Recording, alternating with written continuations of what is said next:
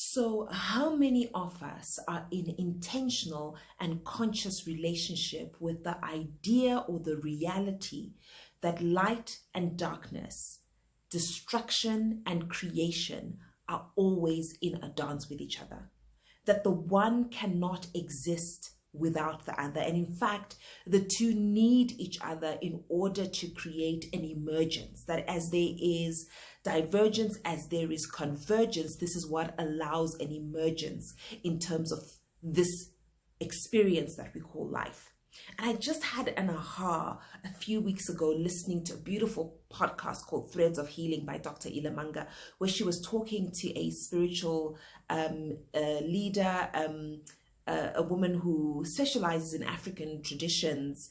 And I was fascinated by the reminder of the dance between these forces, and that often when we are experiencing a world that feels dark, that feels overwhelming in terms of its structural power, and us as little people start to feel like non-agents, we start to feel like we have no sense of capability in terms of our own manifestation, I was just reminded that actually that isn't true. That in fact, this is the time in which we are called to radical creation. That as what we experience as being forces of destruction, whether it's towards people, towards nature, towards ourselves, our identities, our deepest loves, our deepest yearning to be fully human and to be fully dignified, when we experience those things is when we should be radically creative,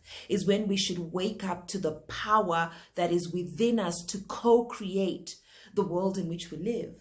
Because I think the power of darkness, right, is that, I think that, people who live in this ideology or philosophy or practice of power over others carry with them an energetic force that can be overwhelming, to the effect that we then forget that light and creativity and power with, love with, is just as powerful. It can be just as overwhelming. And if we don't forget that, it allows us to be in engagement and in conversation with this force. And that ultimately, when we get into that dance and we get into that engagement, when we get into that seeing, that actually we continue to have power and we continue to have agency in our light and in our love and in our creativity. That is, when we awaken to this is what allows us to remain courageous in the world. This is what allows us to remain present with what is, to be both in acceptance and awareness, but at the same time in also creating the transformations that we desire. And that just really struck me as a powerful aha, and as a point of encouragement to all of us, that as we go through these really difficult times, let's not fall asleep.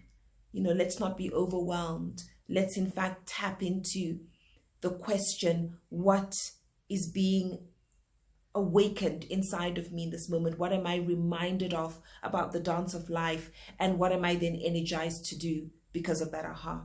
I just thought I'd share that with you today. It has really been